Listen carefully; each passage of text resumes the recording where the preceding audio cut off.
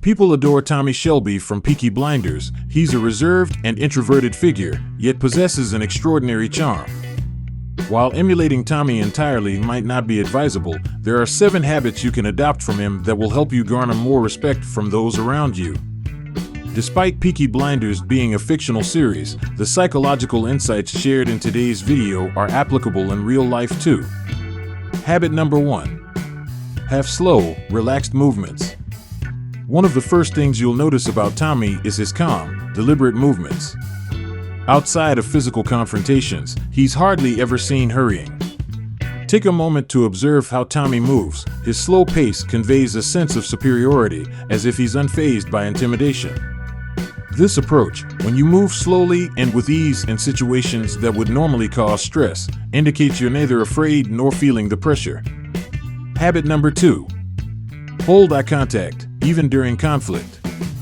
Alongside his measured movements, Tommy Shelby exhibits a second trait that bolsters his confidence. He maintains eye contact, even in tense situations. However, persisting with eye contact during a disagreement can actually heighten the conflict if neither party is willing to relent. Thus, the aim isn't to maintain eye contact indefinitely, but to understand what your actions convey to others. Maintain eye contact to show you're undaunted. Avert your gaze if calming the situation is your main concern. To diffuse tension without seeming fearful or uneasy, consider holding eye contact for 3 to 5 seconds, then shifting your gaze sideways rather than downward. Habit number 3. Be non-reactive to hostility. At its core, Tommy Shelby's knack for commanding respect during confrontation stems from his ability not to react negatively to aggression. Observe the level of assurance Tommy exudes without uttering a word. Displaying such non-reactivity suggests you're confident in handling the situation at hand. It's challenging not to admire someone who remains composed under circumstances that would typically overwhelm others. The real aim here isn't to superficially appear unbothered while internally panicking, but rather to develop a genuine, profound sense of self-assurance. We'll delve deeper into building this type of confidence later in the video. Habit number 4. Show conviction with your words. Beyond mastering body language, another method to command respect lies in the way you articulate your thoughts.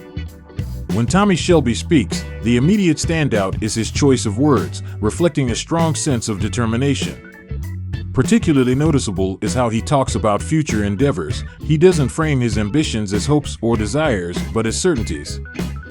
For instance, he might say, "Just a few more years to go, and you will change your ways, and I'll change the world." This manner of speaking, by using decisive language like "I will" instead of "I hope to" or "I want to," showcases a profound level of conviction and confidence in his plans, encouraging others to take him seriously and respect his vision for the future.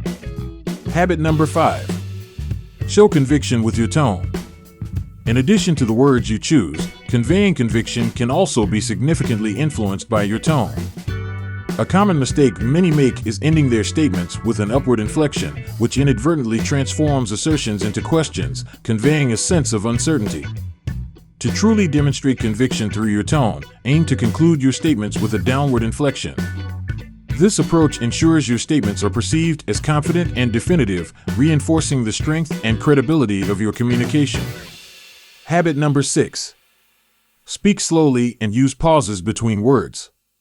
Just as his movements are deliberate and unhurried, Tommy Shelby's manner of speaking is characterized by a slow cadence and strategic use of pauses to capture and maintain attention. The power of the pause lies in its ability to draw listeners in, especially when they are most eager to hear what will be said next. The concern that speaking slowly and incorporating pauses might lead to interruptions is valid. However, the key to preventing this is not to rush or abandon your point, but to persist with your measured pace until you have at least completed your thought. Moreover, Tommy's ability to command respect doesn't stem from the volume of his voice, but from the substance of what he says. He either possesses something you desperately need and can provide it, or he knows your deepest fears and can safeguard you against them. Hence, his subdued speech carries immense impact. Tommy's confidence and his capacity to remain composed and unreactive under pressure is underpinned by his deep knowledge of his situation and adversaries, as demonstrated when he reveals intimate details about his opponents, showing his profound understanding and control over the situation. This combination of slow, intentional speech, strategic pauses, and profound insights allows Tommy to navigate and control conversations, ensuring his words are not just heard but felt. Habit number 7. Use carrot stick motivation. In our initial discussion on Thomas Shelby, we highlighted his adept use of carrot and stick motivation to exert influence over others. Clearly, adopting Tommy's more extreme tactics, such as threatening harm, isn't applicable or ethical in everyday life. However, the principle behind this approach can be adapted to achieve personal and professional goals in a constructive manner. For instance, if you're aiming for a raise or promotion rather than directly asking for more money, a strategy that centers around your needs and lacks persuasion, you can employ a carrot and stick approach more suitably tailored to a professional setting. You might approach your boss with, "I believe I have the potential to contribute even more to the company and elevate my performance. What specific achievements would you need to see from me over the next 3 months to consider me for a promotion?" Collaboratively establishing clear goals not only demonstrates your initiative but also sets a tangible benchmark for success.